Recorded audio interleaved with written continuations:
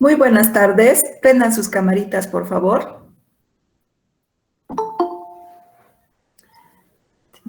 ¿Qué grupos son? A ver.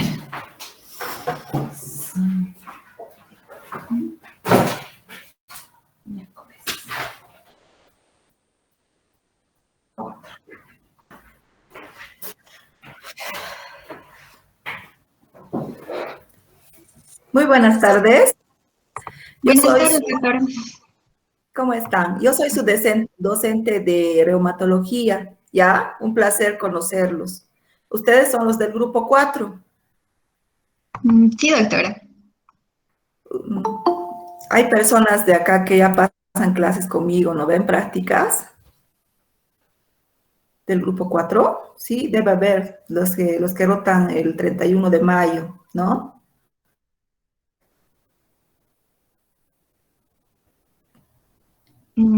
Sí, creo que sí, doctora, pero creo que no está. Sí, sí. Muy bien. Entonces, yo quería decirles que probablemente desde la semana que viene vamos a pasar una hora más en la tarde. Esa hora se va a quedar para discutir casos clínicos, para prácticas, para que ustedes también puedan participar, ¿ya? Aparte de la hora que tengo en la mañana para pasar prácticas, ¿no? Ya les he dicho a sus presidentes que las personas rezagadas pueden adelantar sus prácticas y no quedarse hasta diciembre. Cada vez que empiece una rotación pueden agregarse, ¿ya? Por ejemplo, el 11 de junio termina una rotación, el 31 de mayo, entonces a la próxima rotación los que tenían que hacer, digamos, a principios de mayo, ellos pueden agregarse, ¿ya? Así pasan la rotación junto con ese grupo, como es virtual, así para que no se estén quedando hasta después de diciembre, ¿no ve? Porque si no tendrían que ser hasta el final que tengan que rotar reumatología, ¿ya? Doctora, igual algunos podríamos adelantar la práctica, si por decir a nosotros nos tocaría, no sé, en agosto, por decir, ¿no? Podría ser también, pero sería un poco complicado ya muchos, ¿no? Para tomarles evaluación también, porque pueden que van a tener que hacer alguna exposición, algo, y van a ser muchos. Yo prefiero darles prioridad a los grupos que no han rotado, ¿ya? A los que están atrasados. Pero puede Sí. ser. Todo se puede hacer por vía virtual, ¿no? Así es que puede ser, ¿ya? Incluso las clases, como no pueden entrar tantas personas, voy a dividir, digamos, la semana que viene probablemente van a avanzar 2 temas en esa semana, ya 2. Vamos a avanzar inflamación y creo que historia clínica más está en su programa. Entonces, eso para terminar, ¿no? Porque si no, no van a tener de qué dar examen, ¿ya? Ahora vamos a empezar con el primer tema, que es generalidades. Doctora, Dígame. y para los grupos que se deben incorporar, ¿hay que incorporarse siempre o podemos igual pasar al final? Porque en la semana que nos incorporemos prácticamente tendríamos dos materias en la práctica. No sé, depende, ¿no? Porque va a haber muchas rotaciones. Por ahí en alguna de las rotaciones que estén haciendo los chicos sea más factible para usted y no sea tan pesada su rotación, ¿no? Porque hay varios grupos que faltan. 2 semanas rota cada grupo. Y tendrían que ponerse de acuerdo en grupo, ¿no? No vaya a ser que uno solito esté rotando en diciembre, ¿no ve? Entonces, hay un montón de grupos que faltan. Yo creo que pueden incorporarse nomás a cualquiera. Por ahí en alguna de esas rotaciones es más sencillo, más llevadero, ¿no ve? Y todas las clases de reumatología en prácticas van a ser siempre de 9 a 10, ¿ya? No voy a cambiar ese horario. Entonces, si pueden, pónganse de acuerdo en su grupo, o se quedan hasta el final, o se agregan alguno de las rotaciones. Ahora, por ejemplo, voy a empezar con uno, termina ese, va a empezar otro, Y como el temario es el mismo, entonces se pueden agregar a cualquiera de los grupos, los que están atrasados. Bueno, vamos a empezar ahora con la clase y no voy a admitir más a nadie, ¿ya? Porque ya les he dado casi 10 minutos de tolerancia.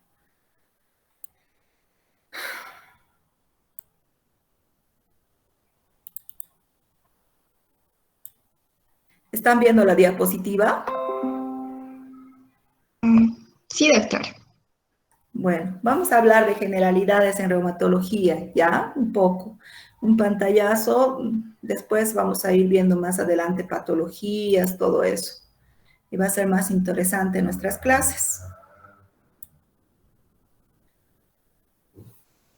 La reumatología es la especialidad médica que se encarga de prevenir, diagnosticar y tratar enfermedades musculoesqueléticas y autoinmunes sistémicas.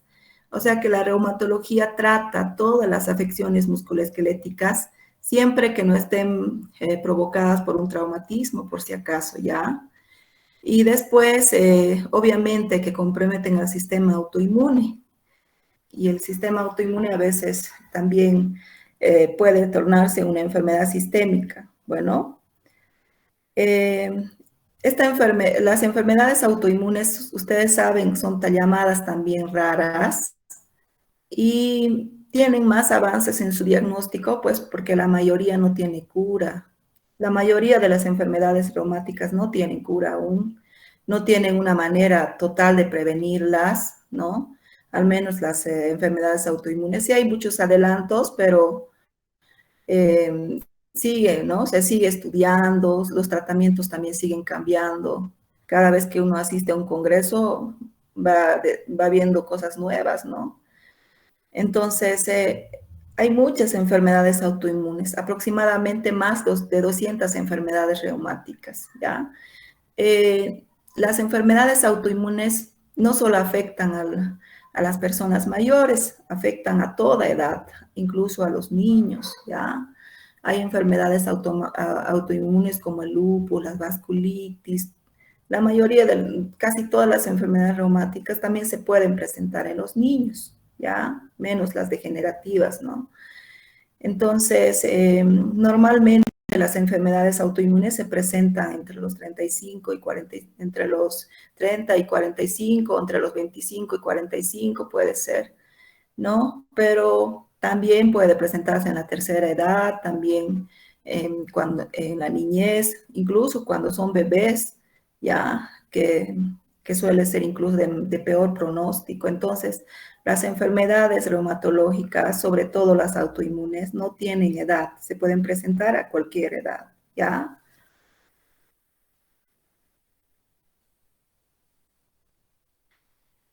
Las enfermedades musculoesqueléticas pueden afectar a toda la articulación, ¿no? Pueden afectar a los huesos, a los músculos y a los tejidos que rodean la articulación, obviamente.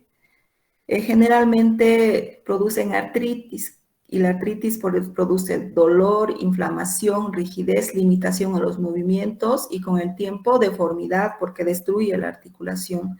Si es una enfermedad inflamatoria como la artritis reumatoide, ¿ya? Pero también las artrosis, las degenerativas también pueden lastimar las articulaciones si no se las trata. También hay enfermedades autoinmunes, ¿no? Que tienen compromiso sistémico, la artritis reumatoide, acá no la puse, pero aparte de tener compromiso articular, puede tener compromiso sistémico también. Generalmente las que más se nombran con compromiso sistémico son el lupus, el síndrome de Sheger, la esclerodermia, la dermatomiositis. Puede afectar cualquier órgano del cuerpo, como los riñones, los pulmones, la piel, el corazón, el cerebro. Entonces, cuando vayamos viendo las patologías una por una, van a ver que las enfermedades autoinmunes no solamente se limitan a las articulaciones, tienen también compromiso hematológico, ¿no? Entonces, hay que aprender a diagnosticarlas y a mandarlas a tiempo al reumatólogo, o si no hay el reumatólogo, por lo menos tener una idea de qué hacer con el paciente, ¿ya? Ahora, en la historia, el término reumatismo fue introducido por Galeno en el siglo II después del Cristo, proviene de la palabra reos, que significa fluir, puesto que en aquellos tiempos se creía que el reumatismo aparecía por el flujo de un humor desde el cerebro hacia las articulaciones. Ahora, ¿qué tiempo tienen las enfermedades reumatológicas? Pues no, pues las personas antiguas también envejecían, ¿no? Entonces, obviamente han tenido artrosis, han desenterrado momias y aparte de ver, digamos, el tipo de alimentación que tenían, todo, también han visto que tenían enfermedades muy de esta época, ¿no? Entonces, yo pienso que las enfermedades reumatológicas son tan antiguas como los humanos, ya. Claro que antes no se diagnosticaban. Ahora, generalmente las enfermedades reumáticas constituyen una causa importante de morbilidad en la población general, pero lamentablemente no tiene, o sea, más bien, gracias a Dios, no tiene una mortalidad alta a corto plazo. O sea, los pacientes reumatológicos generalmente están enfermos toda su vida, ¿no? Entonces, por eso es que tal vez no tienen mucho apoyo económico de parte del Estado. Y en otros lugares, igual, los seguros a veces son un poco limitados para este tipo de enfermos, ¿ya? Entonces, pero eso está cambiando un poco porque se ha visto que, que este tipo de enfermedades, que si no tienen una mortalidad alta a corto plazo, tienen muy limitada su calidad de vida, ¿no? O sea, que se calcula que aproximadamente un 10% de la población general padece alguna enfermedad reumática. Este tipo de enfermedades, especialmente la artritis reumatoide, tienen aproximadamente, los 10 motivos de invalidez total en países como Estados Unidos, Canadá, México. Entonces, el paciente reumatológico, pues, si no se hace un buen tratamiento, si no se evita la discapacidad, pues es una carga para la sociedad, ¿no? Y para la familia en sí, ¿ya? Entonces han empezado a medir otras variables, como el aislamiento social, la pérdida de oportunidades para el trabajo, el pronóstico laboral, la educación, la dependencia económica, los cambios indeseables en los proyectos de vida. Entonces, el paciente reumatológico es un gasto para el Estado mayor, digamos, si es que el Estado se ocupa de su gente, ¿no? Entonces, muchos países ya tratan como, digamos, en su sistema de salud ya tratan a estos pacientes y lo que les es más barato, digamos, que pagarles ciertas pensiones es ayudarlos para que ellos puedan valerse por sí mismos. Y se puede lograr con un adecuado tratamiento, ¿no? Y otra cosa que el paciente reumatológico generalmente primero acude al médico general, después a otros especialistas, pero tarda mucho en llegar al especialista adecuado. Entonces, significa también muy mal pronóstico, porque generalmente el paciente llega muy deteriorado a donde le correspondería llegar, ¿no? Entonces, hay que derivarlos a tiempo, por eso los pacientes reumatológicos, porque cuando uno, digamos, no los deriva muy rápido, pueden deteriorarse, pueden hacer compromisos sistémicos, pueden hacer deformidades articulares irreversibles. Entonces es un problema, ¿no? El paciente reumatológico va a estar enfermo toda su vida. Generalmente las enfermedades reumatológicas no tienen cura, ¿ya? Aunque ahora ha avanzado bastante el tratamiento, ha avanzado mucho la ciencia, pero hasta ahora no han encontrado una cura, pero sí hay tratamiento, ¿no? Incluso la artritis temprana, si se lo trata dentro del primer año, incluso dentro de los 6 meses, a primer año puede, digamos, lograrse una remisión completa de la enfermedad con un tratamiento, ¿ya? Y hay por eso en todos los países consultorios de artritis temprana. Ahora hay medios incluso para diagnosticarlos a tiempo, pero en nuestro medio es un poco complicado, ¿no? Porque el paciente generalmente está limitado económicamente y aún haciéndole el diagnóstico temprano y así, prometiéndole al paciente que se puede curar si sigue un tratamiento adecuado y un control riguroso en los primeros 2 años después de hacérsele el diagnóstico, porque ese es el tiempo que normalmente las artritis tempranas remiten, ¿no? Pero muchas veces dejan progresar la enfermedad por motivos económicos. Entonces, es muy importante, entonces, diagnosticar a tiempo a los pacientes reumatológicos y también derivarlos oportunamente. Hay un tema sobre eso incluso, ¿ya? Ahora, hay enfermedades reumatológicas que afectan más al aparato locomotor, ¿ya? Entre ellas, por ejemplo, se los ha dividido en unos 5 grandes grupos, pero hay enfermedades que afectan las articulaciones en bastante cantidad, pero también pueden tener afectación sistémica, ¿ya? Por ejemplo, el término la artritis. Vamos a ver la artritis. ¿La artritis qué es? Es la inflamación de una articulación. Ahí lo dejamos por ahora, ¿ya? El término artritis, acá hay un poco más de detalle, se refiere a la afectación directa de las articulaciones, las cuales se hinchan, duelen, pierden su movilidad, pueden ser transitorias y crónicas, ¿ya? Las artritis pueden ser una enfermedad como tal, como en el caso de la artritis reumatoide, la artritis gotosa, espondilitis anquilosante, artritis psoriásica, artritis idiopática juvenil. Bueno, generalmente todas las enfermedades reumatológicas tienen compromiso articular, ¿ya? Casi la mayoría. Entonces, las artritis reumatoides se caracterizan por tener mayor compromiso articular. Su órgano blanco es la membrana sinovial, entonces todas las articulaciones que tienen movimiento van a ser afectadas por la artritis reumatoide si tiene esa enfermedad del paciente, ¿ya? La artritis gotosa no es una enfermedad autoinmune, es una enfermedad metabólica, ¿ya? Vamos a ver también la gota. Hay un tema de la gota en su programa, entonces, pero recuerden que la artritis gotosa es una enfermedad metabólica que se produce por el aumento de ácido úrico, ¿ya? No hay anticuerpos para detectar la gota. Entonces, la espondilitis anquilosante y como las espondiloartropatías, vamos a verlo aquí un poquito más adelante, y también hay un tema aparte de eso en su programa, son enfermedades que también producen artritis a nivel periférico.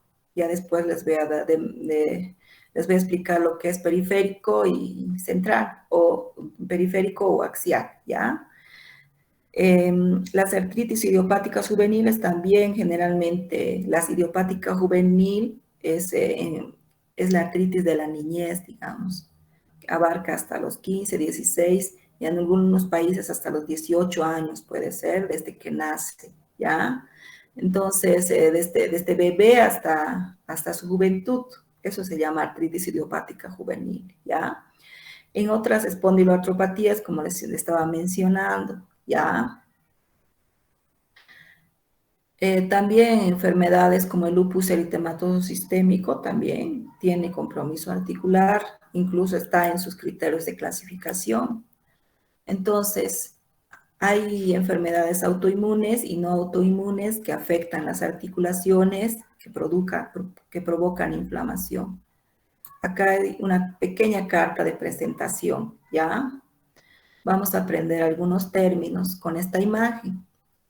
Acá vemos las articulaciones de la rodilla. Claramente pueden ver acá una inflamación, ¿no?, descomunal de una de las dos rodillas, ¿no?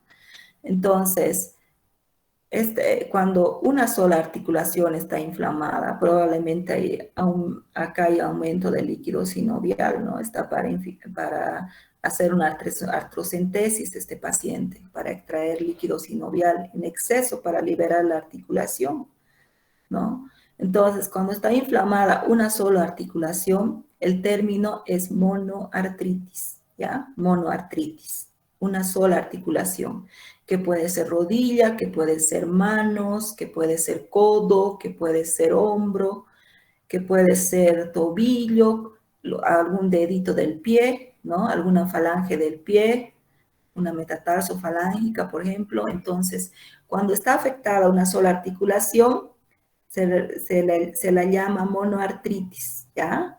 Una inflamación de una sola articulación, ¿ya? Cuando son varias articulaciones afectadas, por ejemplo, acá cuántas vemos, ¿no ve? Estos son los deditos de una mano. Yo les puedo asegurar que esta paciente ya cumple criterios para tener artritis reumatoide. Cuando veamos artritis reumatoide, verán que la mayoría de las enfermedades autoinmunes se clasifican, no tienen un diagnóstico, un signo claro, entonces se las clasifica como un grupo, ¿no?, de síntomas, signos que presenta el paciente como criterios de clasificación, y tiene que cumplir cierto número para pensarse que puede ser esa enfermedad, ¿ya? En este caso, vean cuántos deditos tiene inflamado el paciente. 1, 2, 3, 4, 5, ¿no ve? 5 interfalángicas proximales inflamadas. A este lado lo propio, ¿se dan cuenta? ¿Qué podemos observar acá, aparte de las articulaciones inflamadas? Tiene simetría en las lesiones. Acá tengo el dedo índice inflamado, acá tengo el dedo índice inflamado. Dedo medio inflamado, ¿no ve?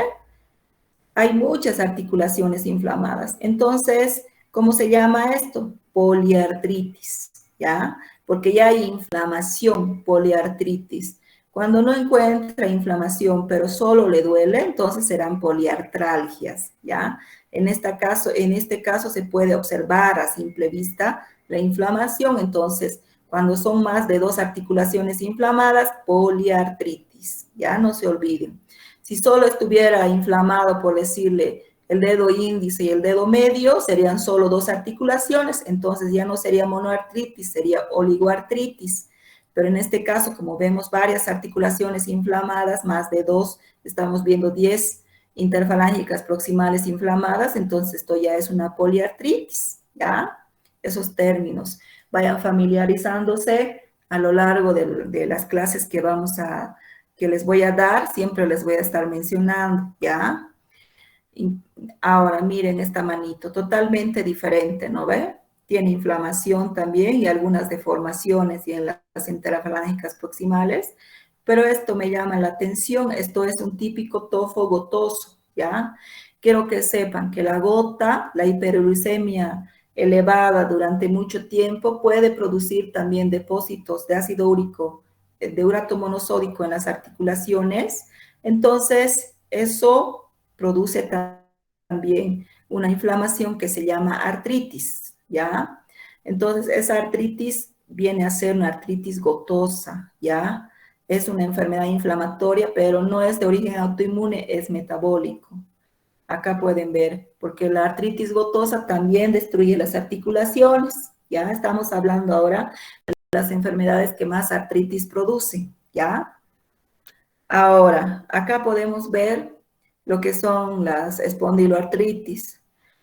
Las espondiloartritis generalmente tienen compromiso axial, se refiere al sacro, a los coxales y a la columna, ¿ya?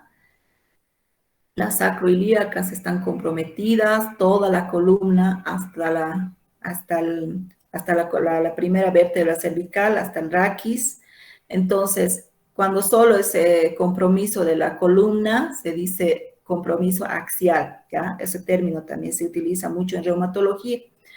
Ahora, en estas enfermedades también puede haber compromiso periférico. Los compromisos periféricos, ¿dónde se pueden presentar? En el resto de las articulaciones, como por ejemplo, hombros, rodillas, manos, tobillos, interfalángicas proximales de las manos, metacarpofalángicas. Todas esas articulaciones son articulaciones periféricas, ¿ya?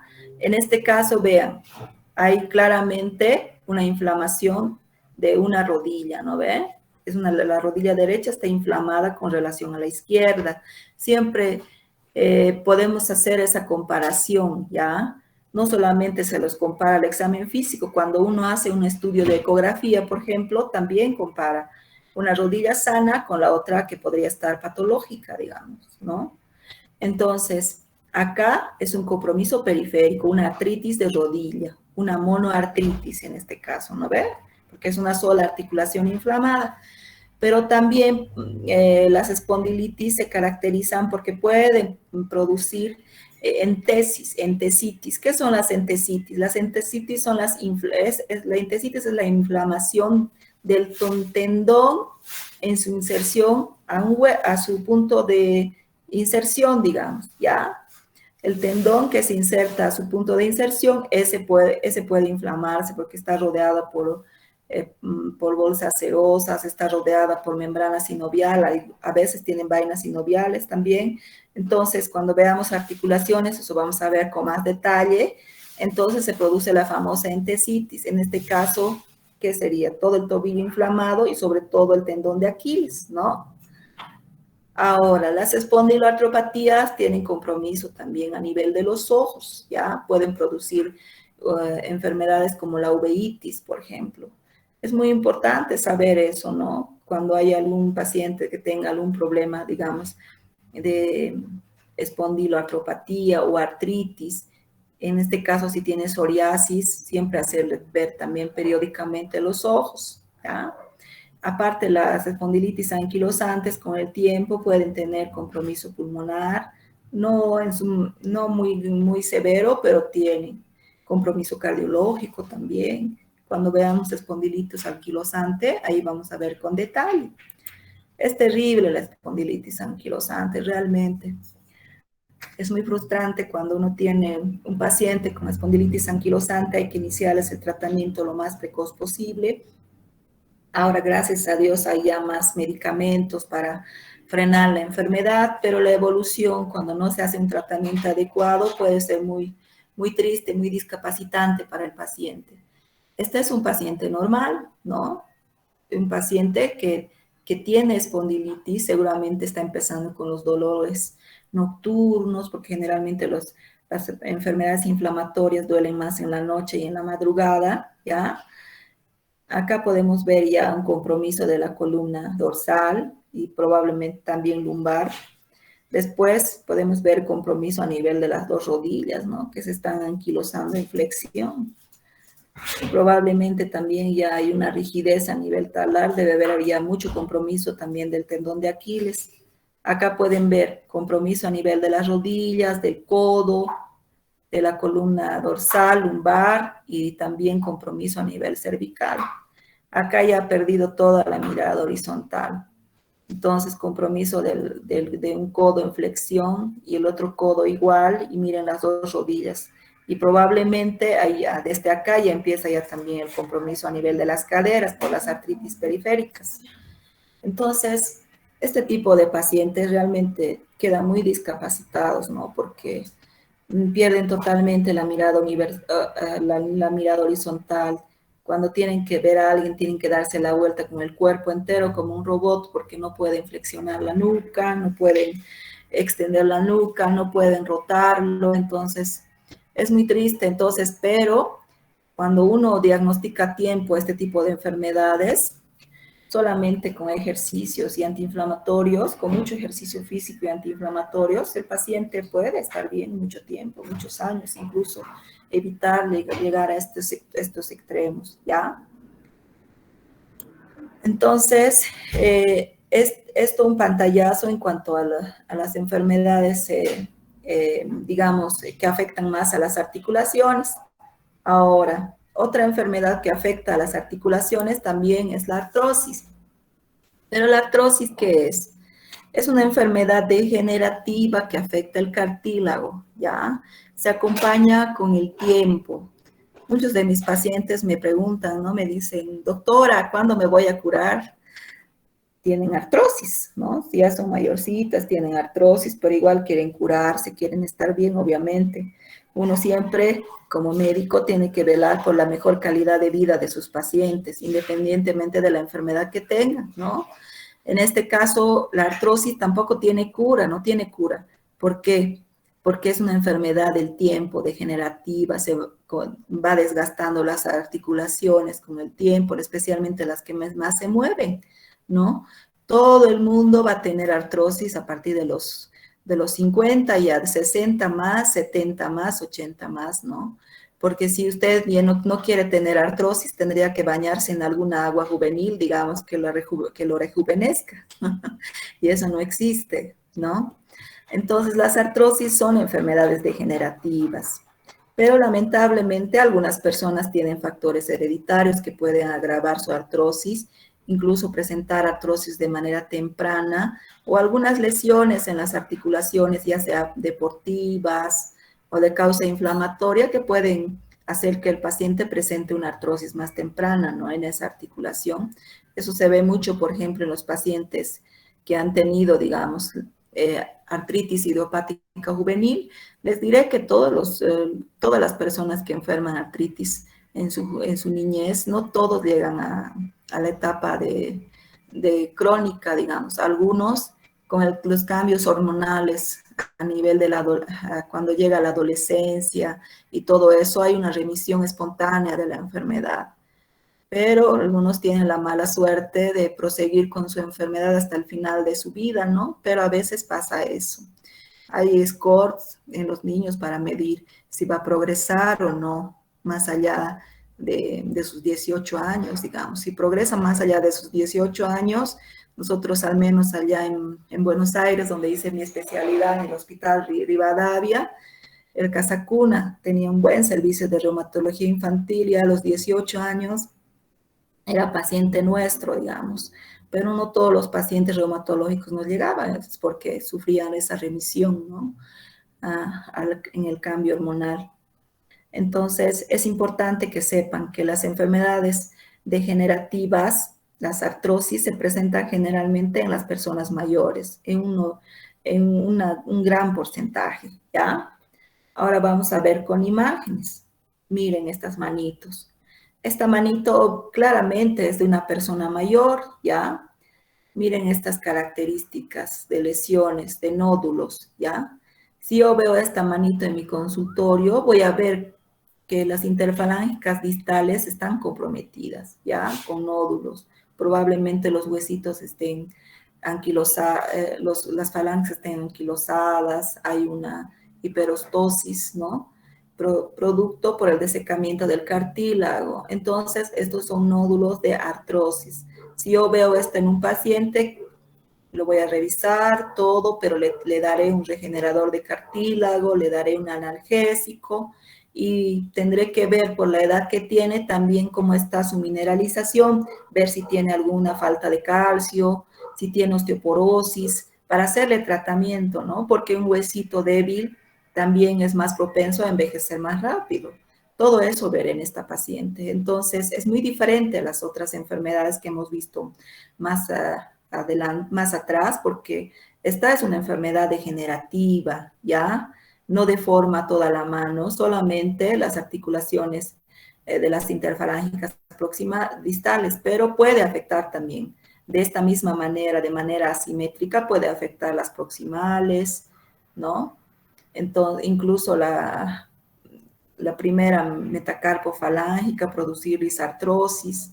Entonces, es muy importante reconocer que esta es una enfermedad degenerativa, pero la artrosis a veces, en algunos pacientes, es una enfermedad muy agresiva también. Hay que ver de paciente a paciente cómo se comporta la artrosis, porque si es muy agresiva también le va a producir discapacidad, entonces hay que hacerles también un tratamiento diferente a las artrosis comunes, ¿ya? La artrosis puede afectar las manos, como pueden ver, puede afectar la columna lumbar, la columna cervical, puede afectar la cadera, las caderas, puede afectar las rodillas, los tobillos. Mucho también va a depender del trabajo de la persona, ¿no? Del desempeño que tiene. Por ejemplo, las personas que trabajan con picota, que levantan cosas pesadas, van a tener problemas en su columna lumbar y en sus codos. Las personas que son muy obesas probablemente tengan problemas en la cadera y en las rodillas. Pero quiero que les quede este concepto, ¿no? De que las enfermedades degenerativas afectan más las articulaciones que tienen mucho movimiento, ¿ya? El dolor lumbar, acá también.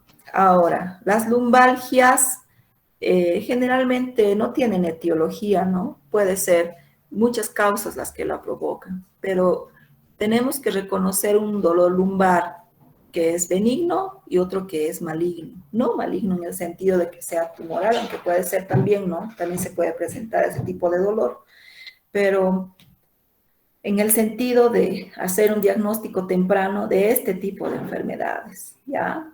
Entonces, ¿qué puedo decirles de eso? Los pacientes que tienen un dolor, digamos, nocturno, cuando vayamos a espondiloartropatía les voy a explicar con más detalles. Los que tienen un dolor nocturno, los que tienen un dolor a la madrugada y en cualquier momento del día cuando los pacientes hacen reposo, entonces ese dolor es inflamatorio. El paciente que tiene dolor al acostarse es inflamatorio. No puede moverse en la noche, se despierta varias veces en la noche porque no tolera el colchón de la cama, le duele la espalda cada vez que se acuesta. Ese dolor es el que hay que estudiar bien para ver si no está empezando una enfermedad inflamatoria en la columna, ¿ya? En cambio, el dolor que se presenta, digamos, por hernias discales, por conducto lumbar estrecho, las anomalías estáticas de la columna vertebral que generalmente se producen por alteraciones en la alineación, digamos, en la cifosis, lordosis, que son deformidades de la columna. Entonces, ese tipo de dolores generalmente son mecánicos. ¿Qué significa dolor mecánico? El paciente prefiere estar acostado porque cuando no se mueve no le duele, pero empieza a moverse, a querer levantarse de la cama y ya siente dolor, ¿no? Entonces, el paciente prefiere estar en reposo. Ese tipo de dolor generalmente se la llama dolor mecánico y ese dolor ¿no? Es menos llamativo y menos peligroso que el dolor inflamatorio. Por eso, si hay alguien, digamos, que les dice, cuando ustedes estén trabajando, me duele la espalda, pero más que todo en la noche y es una persona joven, entonces hay que sospechar de que ese paciente probablemente esté empezando una enfermedad inflamatoria, pero no siempre, ¿ya? Porque hay enfermedades tumorales, infecciosas, a nivel de la columna que también pueden tener un dolor inflamatorio. Vamos a ver cuando desde las horas en la tarde, seguramente voy a dividir grupos, vamos a ver casos clínicos. Tengo unos casos clínicos muy bonitos de mi experiencia laboral, de mis pacientes. Entonces, ahí les voy a mostrar algunas peculiaridades, ¿ya? Ahora, la osteoporosis, ¿no? La osteoporosis también es una enfermedad metabólica. ¿Qué es la osteoporosis? Es la disminución de la resistencia del huesito por la desmineralización, ¿ya? Entonces, vamos a ver un tema de la osteoporosis ahí en su programa, pero quiero adelantarles que siempre hay que buscar problemas de mineralización ósea en toda persona mayor de 45 años y viendo, ¿no? Sus antecedentes, la medicación que toma, si le sacaron los ovarios y el útero en su juventud, todo eso hay que tomar en cuenta. Pero, ¿qué hace la osteoporosis? Generalmente la osteoporosis no duele, ¿ya? Pero al desmineralizar al hueso lo vuelve más frágil, muy frágil. Y si no se hace tratamiento con el tiempo, el paciente va perdiendo talla. ¿Por qué? Porque las vértebras se hacen más chiquitas, ya se disminuyen de tamaño. Y si sigue el paciente sin tratamiento, pues por el peso del cuerpo se empieza a encorvar la columna, hacen una cifosis. Ahora, estos pacientes son muy propensos a las fracturas y a veces esas fracturas pueden llevar a la discapacidad total a un paciente, ¿ya? Entonces, la osteoporosis también es una enfermedad reumatológica que se puede tratar, tiene cura y hay estudios para detectarla y todo eso. Entonces, tienen que saberlo, ¿ya? Ahora, los reumatismos de partes blandas generalmente son las más comunes por los que viene el paciente, ¿no? Por sobreuso de alguna articulación. es una inflamación de todo lo que rodea la articulación, tendones, bolsas serosas, músculos, ¿ya? Como miopatías, eso también tiene un temario, lo vamos a ver con detalle, este es un pantallazo nada más, ¿ya?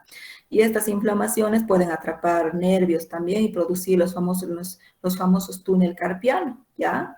Entonces, también esto es reumatológico, a no ser que esto, las tendinitis, las bursitis, todo eso sea producido por un traumatismo, ¿no? Entonces, cuando un paciente viene con dolor de hombro porque se lastimó, yo prefiero mandarlo 1000 veces al traumatólogo, pero si le duele de por sí, sin haber hecho ningún esfuerzo, sin que nadie le haya hecho nada, pero a veces los pacientes se olvidan también, ¿no? Cuando se pasan de copas, no saben qué les pasó, entonces igual terminamos viéndolos nosotros.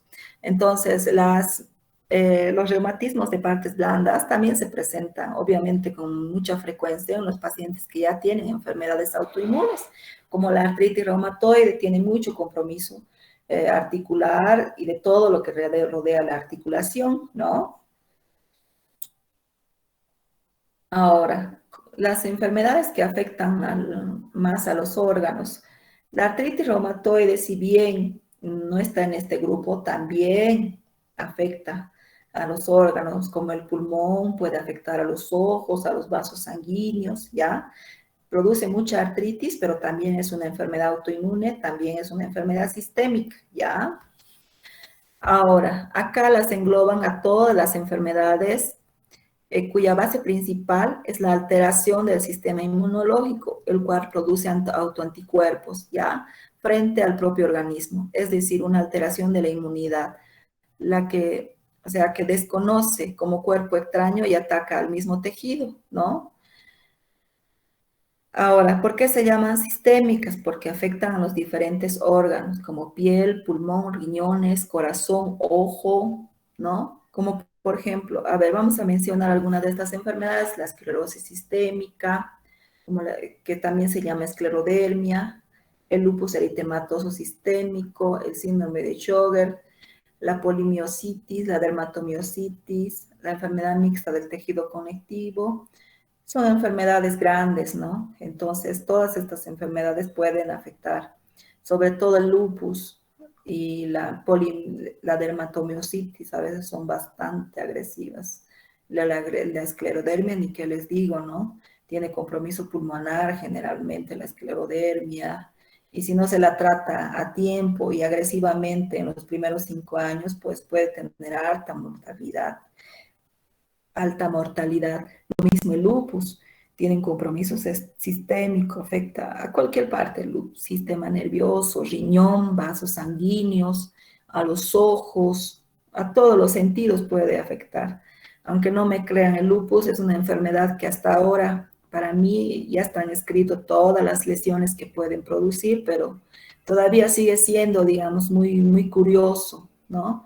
Porque aquí no he visto tanto, porque lamentablemente los pacientes con lupus, si bien los diagnosticamos a tiempo, muchas veces ya los vemos muy complicados, como no produce mucho compromiso articular, entonces se aguantan toda la sintomatología de piel y mucosas, pérdida de cabello, todo eso lo dejan pasar por alto, ¿no? Porque no les impide, digamos, realizar sus actividades de vida diaria, pero lamentablemente un paciente lúpico que no se trata, que no se previene lo que le puede pasar, generalmente ya los encontramos ya con compromiso sistémico, con problemas renales, con problemas pulmonares o con miocarditis. Ay, no, es un problema el lupus, pero todas las enfermedades reumáticas, si se diagnostican a tiempo, se puede mantener bien al paciente por muchos años ¿no? Y depende también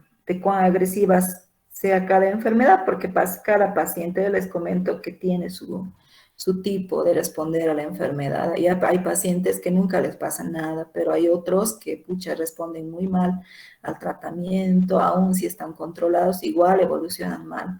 Entonces, las enfermedades sistémicas, las enfermedades que causan compromiso sistémico requieren más control de parte del reumatólogo, ¿ya? Ahora, las vasculitis también son inflamaciones de las arterias, arteriolas, venas capilares. La peculiaridad produce trombosis, eso ya, inflamación de los vasos sanguíneos. Podríamos decir que tiene alta mortalidad si no se la trata, ¿ya? La polimialgia reumática lo vamos a ver también. Generalmente afecta grandes vasos cuando hay una polimialgia reumática, ¿no? Entonces, esa la vamos a ver con calma porque es un temita extenso. Y la vasculitis también vamos a ver. Ahora, las vasculitis puede ser que en su mayoría se presentan generalmente dentro de enfermedades reumatológicas. Todas las enfermedades reumatológicas autoinmunes producen vasculitis, si no se por eso hay que controlarlos. El lupus, por ejemplo, produce vasculitis, la artritis reumatoide produce vasculitis, las enfermedades mixtas pueden producir vasculitis. Entonces, son complicaciones que se pueden presentar también dentro de las patologías que ya les presenté, ¿ya? Ahora, todas las enfermedades autoinmunes tienen una base hereditaria, ¿no? Ya se sabe ahora que son enfermedades hereditarias, pero no se sabe cuántas generaciones puede saltar la parte inmunológica. Generalmente, ¿hasta qué grado preguntan? Hasta los abuelos, ¿no? Si tu mamá tuvo el lupus, si tu papá tuvo lupus, si si los papás de tu papá o los padres de tu mamá, digamos. Pero hay muchos pacientes que no tienen ningún factor de riesgo, digamos, en cuanto a familia, no tienen antecedentes familiares, pero tampoco es que esos pacientes se les ha indagado, digamos, más allá de sus abuelos, ¿no? Pero tiene una base genética comprobadísima, ¿ya? Ahora, las enfermedades reumáticas autoinmunes sistémicas, como ya les había comentado, se caracterizan por la producción de autoanticuerpos, ¿ya?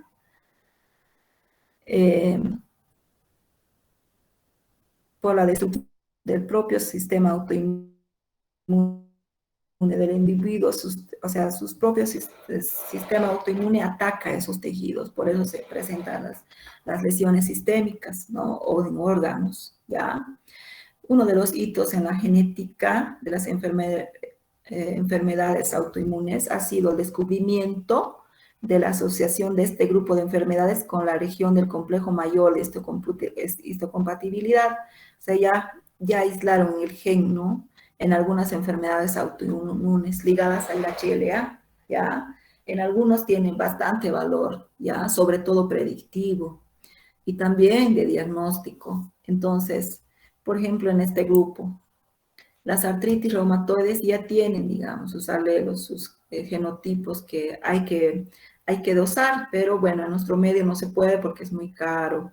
En otros medios tampoco lo están dosando, más que todo en estudios de investigación, sí, ¿ya? Por ejemplo, en artritis reumatoide, en un 60% hay una heredabilidad, ¿no? HLA-DRB1, HLA-B, HLA-DPB1, todos códigos genéticos. Ahora, la artritis psoriásica ha habido un estudio grande, ¿ya? Y en un 80% han visto que hay heredabilidad del HLA-CWB0602, ¿ya?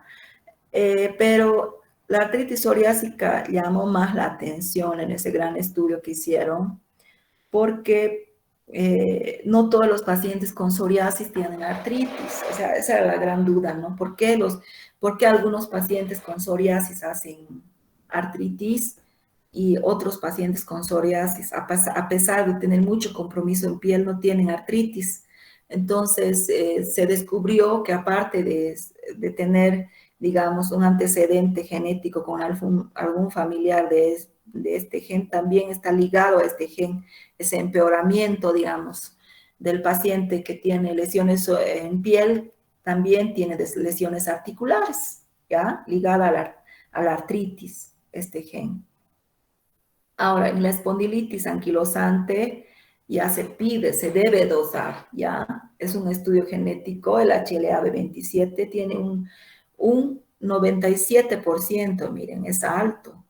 ¿Y qué significa? Que se puede dosar para saber a tiempo si va a tener o no compromiso axial y qué nivel de compromiso axial. Generalmente un HLA-27 tiene mal pronóstico, ¿ya?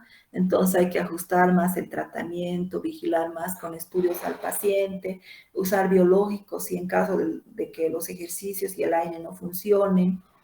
Entonces, este gen, el HLA-B27, se puede dosar ya aquí en Bolivia, en Santa Cruz lo hacen, ¿ya?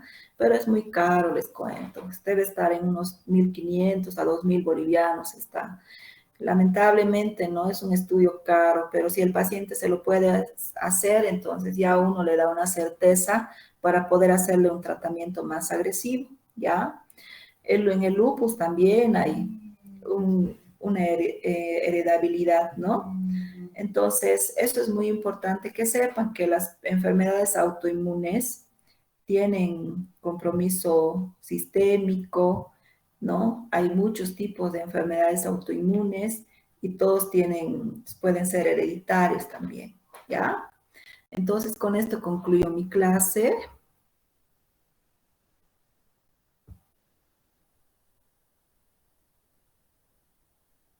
Esta es una introducción, ¿ya? Ya después vamos a ir poco a poco. La semana que viene nos toca, creo, articulaciones. Después vamos a ver inflamación. Vamos a tratar de ver los dos temas la semana que viene. Bueno. Está bien, doctora. Bueno.